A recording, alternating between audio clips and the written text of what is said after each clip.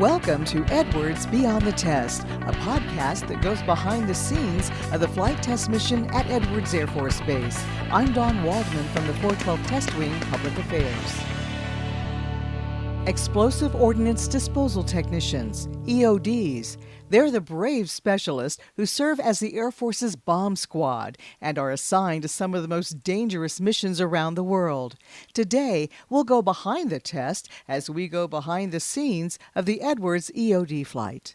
It is my pleasure to introduce the superintendent of the Edwards EOD flight, Senior Master Sergeant Diana Kramer. Thank you so much for joining us today, and thank you for your many years of service. No, thanks, Don. Thanks for having me. I'm excited to be on the podcast and to talk about how awesome my team is here at Edwards and what they do for Edwards Air Force Base. Well, Air Force-wide, and perhaps even DoD-wide, the EOD flight is a very small team, and it takes very special people to do this kind of work. Senior Kramer, tell us about your Edwards EOD team. Honestly, I'm going to humble brag on my team a little bit, and other EOD flight chiefs and flight leads might throw some shade at me, but I think I have the best team. These guys, they have a pretty unique mission. They provide support where needed to different test programs that are here. They go out and clear the precision impact range that we have here on Edwards. They clear the east side and the west side. So in the spring we clear the east side, and in the summer or in the fall we clear the west. They also provide support to the Air Force Research Lab. They blow up a lot of their explosives that they're using, that they experiment with up there and conduct tests on, and then when they're done with that and it's left over, our guys will blow that up. And it's kind of a unique capability that we have here. It's an EPA permitted range. The guys also provide support to the Secret Service quite frequently, although right now because of coronavirus, not a whole lot of TDYs, but right as the coronavirus craziness was kicking off, we actually had a team in New York City providing support to the presidential private residence. And we also deploy downrange too. I think a lot of people think, Edwards test, did they really have a deployment mission? And maybe some units don't, but we definitely do. We just had several individuals come back from Africa, and then we've got several more individuals who will be deploying in the near future. Wow. As you just stated, the mission of the Edwards Explosive Ordnance Disposal Unit is quite diversified. So how many airmen do you have on your team, and what are their ranks? Right now I have 22 people, including myself. So myself, I have 3 master sergeants, 4 tech sergeants. I got a whole ton of young staff sergeants who are motivated and running around here, senior airmen, and I think I've got 1 A1C. He's all by himself, alone and unafraid. So we like to tease it. He takes out the trash. In addition to supporting the Edwards mission, your team has deployed to other bases to offer support. And one situation that comes to mind is not too long ago when an F-16 crashed at nearby March Air Reserve Base. Tell us what the Edwards EOD did in support of that mission. So the March team, they have about 6 active duty EOD guys down there. Active Guard Reserve is what their AGRs is what they're called. And when you have an F-16 crash like that, it usually turns into, because I think it crashed in the afternoon the day prior, I want to say around 1600, and it turns into a long process. And there's all kinds of explosive components on a aircraft, even if it's not carrying weapon systems. The whole ejection system has explosive components as part of it. So it went down, and the March team, as the night kind of was rolling on, they were like, you know what, we're going to need supplementary support. So the call went out, and I think we got the call around 3 a.m., and, the guys jumped in the truck and ran down there, and they helped them, clear the site of any explosive components, because you want to go in there, remove any explosive components that might pose a hazard to the accident, the investigation team that's going to investigate the accident. And so they went down there and they searched around and they removed the explosive components. And they actually, really the safest way to get rid of explosives is to blow them up with more explosives. So they went down there and they searched for, collected all the hazards and blew them up. Well, Senior Kramer, additionally, the Edwards EOD flight is sometimes asked to support surrounding communities when people might discover possible and sometimes real explosives, so on, things like that. Can you tell us what that's like and what you guys do to support communities? So when it comes to military munitions, if it's a U.S. or foreign suspected or confirmed military munition, the military has a responsibility because it was a DOD, regardless of what's where, because you can't really, I mean, you can't expect someone to be like, oh, that came from the Army. They don't know on the scene. So they'll call it in and, they'll request our support and we'll go out and we'll take care of that. So it always looks a little bit different, depending. Like we had one where there was a traffic stop and the individual had a grenade, and that was I think that was in Roseman. It was Kern County Sheriff we were supporting. He had a grenade in the back of his car. So we got called for that. And then in California City recently, some family, I believe it was, they had, they were out on an evening walk and they had discovered a UXO. So they reported it to Cal City Police, who called us and said, hey, we got a possible explosive. So the team goes out and they evaluate it. And, like I said, the safest way is to usually just blow it up if you have a safe area in which to do that. Well, we want to leave that to the pros like you. It's fascinating to hear about the incredible work performed by the Edwards EOD flight. But now let's talk about how y'all all got to this point. There's got to be tools of the trade. It's just not blowing things up. There's got a lot of training and technology, and these are highly skilled individuals. Absolutely, and it's changing at the speed of technology. Although maybe not as fast as I would hope sometimes. There's some really great ideas out there. When I first came in, we had a metal detector that was really cumbersome and difficult to work with, and it would detect ferrous ordnance, so anything with a magnetic signature. And now we have metal. They're not just metal detectors. Like it has ground penetrating radar, and it almost makes like a turkey gobble sound, which probably sounds weird. But when I say it makes that turkey gobble sound, it tells you can tell by the sound that it's making that there's a change in the density of the soil and that potentially something's there. And so things like that, the X-ray technology, we use X-ray technology in EOD. The best way to tell if something is genuinely, this is an improvised explosive device, is to X-ray it. Well, except maybe not in Iraq and Afghanistan theaters of operation. But, like, let's say they get a bomb threat somewhere and the team can go there and X-ray, whether it's a backpack or a gym bag. And that way, too, it prevents, like, if it is someone that just forgot their gym bag, we shoot an X-ray and we can see, okay, it's just somebody's, workout shorts and dirty shoes. And we don't have to, take it and blow it up, or you X-ray it. So an X-ray technology has, since I've been in, really rapidly improved. We have so many tools. I mean, I could go on for days about all of our fancy tools. And then explosive properties and techniques. When we blow stuff up, it's not just dump C4 on top of it. There's a science behind it, depending on what it is that you want to achieve. Explosive properties and effects is important because our job's not just, blow stuff up. It's to protect personnel and property. So, it's to, keep everybody safe, but also limit damage if you can. And believe it or not, depending on how you apply explosives and, knowing the science behind how an explosive wave propagates, you can minimize damage while still minimize or mitigate damage while still, doing it the safest way possible. So, and then we have explosive operated tools that really do some pretty incredible things. So, I think people would be surprised to know just how much we train. And then we train on, especially here at Edwards, we train on the local ordinance that we support. It's really, there's a lot that goes into it. Very, very specialized skill, a lot of really complicated stuff. I mean, they're always learning, and always improving, and always, new technology comes out, and they're new techniques. We learn new things, and it's really, I mean, the guys really dedicate a lot of time to their craft. Recently you told me that when it comes to EOD, one must think of it as an insurance policy. What did you mean by that? So what I mean by that is, if you have if you're a homeowner you want a good insurance policy in case something something happens, right? Something not great, windstorm, hail, fire, earthquake, flood, things of that nature. So you don't always want to use your insurance policy, and sometimes you're like, oh, we got to pay for this. We got to buy them a new robot. We got to, as an example. But when you need to use that insurance policy, you want a good one. And I always apply that to the EOD flight. Like, you don't always use your EOD flight every day to mitigate explosive hazards.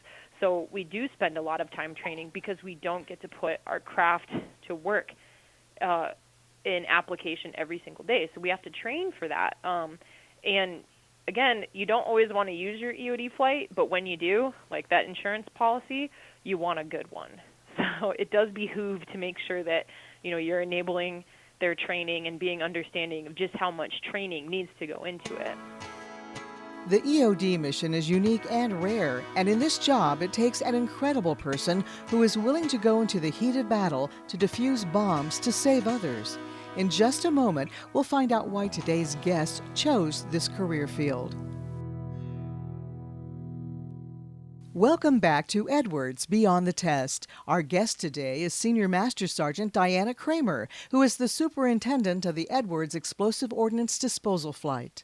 Well, Senior Kramer, you have been in the Air Force for nearly 18 years now. When you were younger, you actually lived right here at Edwards Air Force Base for a time. So take us back to that time, and then tell us what led to your joining the Air Force. So, I guess in a weird, maybe not a weird way, my Air Force journey started here at Edwards. My stepdad was in the Air Force here at Edwards, and we lived here for about 3 years when I was, I think, like second, third grade, and right here in the Antelope Valley. It's really crazy to, we drive by, where we used to live all the time. We're like, wow, we used to live there. That's crazy. And then when he separated, we moved up north, and I think it was after high school, and I was, I'd gotten actually my EMT license, but I was kind of, directionless. Like, I hadn't, decided on a career. I was working 2 jobs, and I don't want to say going nowhere, but I wasn't going anywhere very fast.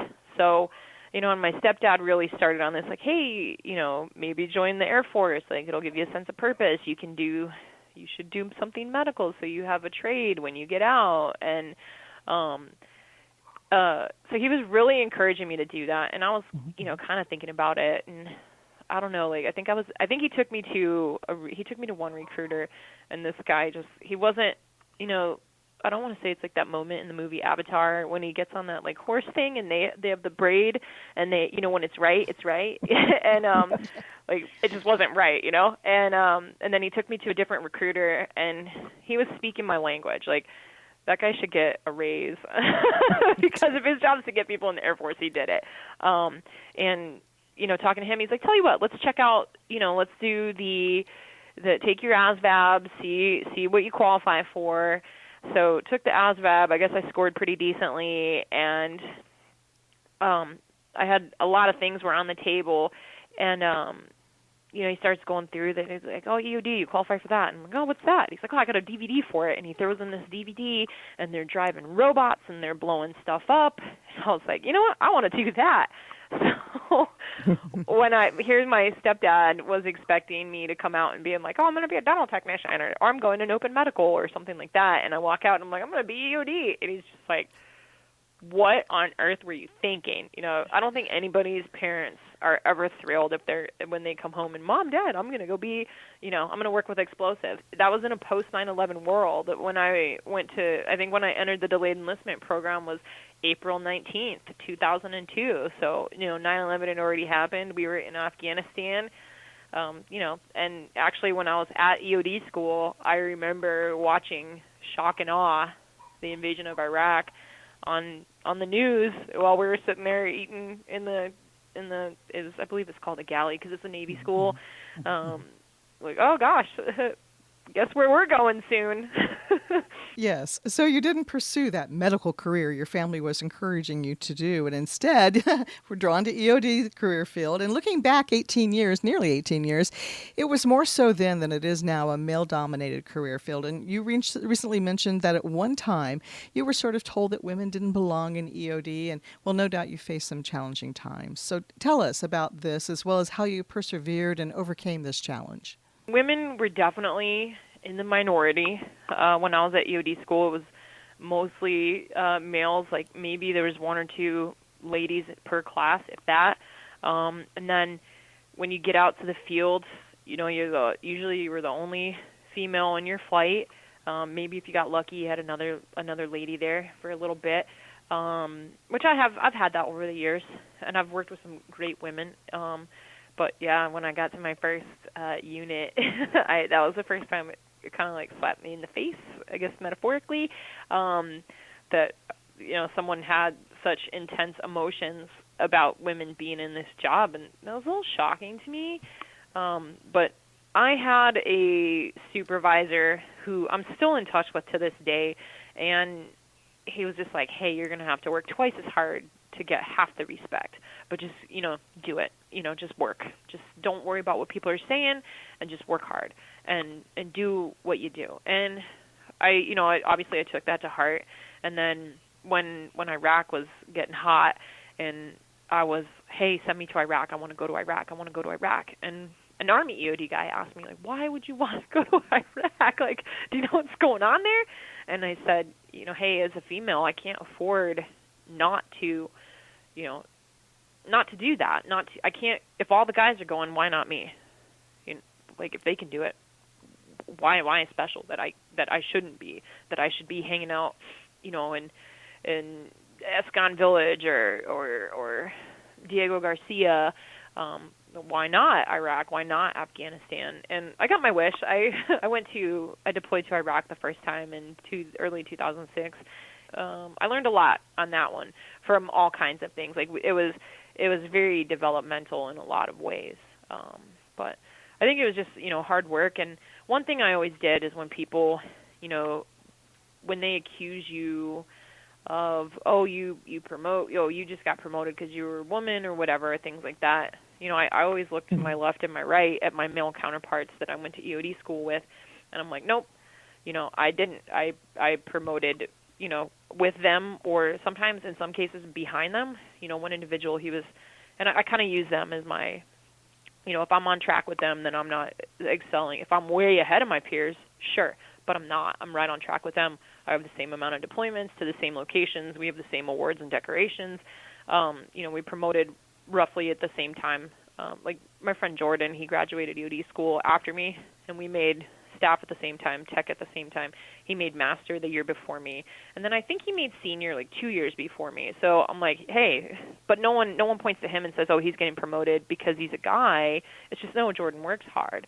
So when people, and it's rare, but it still happens when people say that to me, I point to my male counterparts and I'm like, well, what do you say about him? Even though as you encounter things like that, there's still things that come from being a female in this career field that actually end up being kind of an advantage, and like one of those, and it's weird, like leading guys, because sometimes they come to me with things I think they wouldn't be willing to share with like a male supervisor. And I've had that, like I've gotten, sometimes they call me mom, not these guys here, but like at a previous assignment they would call me mom, and I'm like, oh, okay, they need something. If they're sending me a text and saying, Mom, I need to talk, they were going through something personal or they needed advice on something, and I think in some instances it allows me, they just feel more comfortable talking to me about things, certain subjects, and that can be an advantage, having that.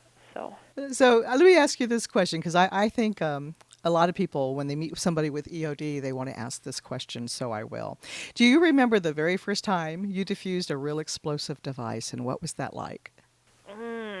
So I think there's kind of like two that stand out. Like the first time, because like in EOD school, you go out and you blow stuff up. Like they bring out ordnance that, for training purposes, and you blow it up, and that was a lot of fun. But like when you're talking about the first time you encounter an explosive in kind of an unknown or unsafe condition, it was right after I got to my first base, and they had found some dynamite had been discovered, and it was in an unsafe condition. It had crystallized, and those crystals are very, very sensitive, and it was like I'd only been there a couple weeks. I'm like, all right, we're going. Like almost the whole shop went out, and we blew up like 3 cases of dynamite, and it was so cool. It was like, oh, this is cool. Like I'm actually getting to apply the skills I have. And then like I think Iraq is definitely the first time that I'd encountered any kind of improvised explosive device where you got to like disarm it. And in a weird, I don't want to say it was exciting, but in a weird way it was kind of exciting. Like, okay, here I am, and I'm going to make a difference. And, how I drive this robot and, tear this IED apart, it can do 2 things. One, it keeps my team leader safe.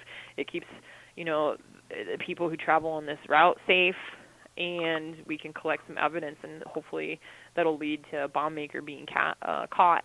So it was kind of like I was just really excited to be there and I guess pulling my weight and making a difference, like what I see as a tangible difference, because like I don't look at it, I never look at it from a political standpoint. I look at it from like my job is to make sure that the guy to my left and my right go home. The story of your career is so inspirational, and congratulations on all you've achieved thus far. Do you have any advice for our listeners who are now inspired and want to also be part of the U.S. Air Force and, hey, even perhaps an EOD flight? Be brave. Jump in with both feet. And what I tell people, especially who are like, when they're thinking about EOD, and sometimes you encounter people who are like, oh, Bob, but what if I fail? But what if you don't try? I think it's better to try and fail than to not try at all. So, I mean, and that's how you grow, and is to put yourself in uncomfortable situations. Like a comfort zone is a beautiful place, but nothing ever grows there. And it's the same for human beings. Like you can just kind of stay in this little, this comfortable little zone, or you can push yourself. And when you're uncomfortable and you push yourself and you stretch your limits, that's when you really find out what you're capable of.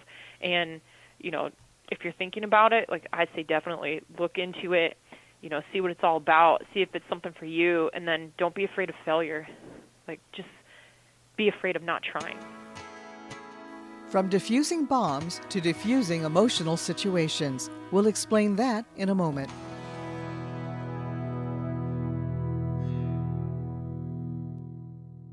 Welcome back to Edwards Beyond the Test. Our guest today is Senior Master Sergeant Diana Kramer, who is the superintendent of the Edwards Explosive Ordnance Disposal Flight. In addition to the full workload associated with your job with the Edwards EOD flight, you are also pursuing your Master's in Psychology degree, and that is awesome. Tell us, why did you choose to get this degree?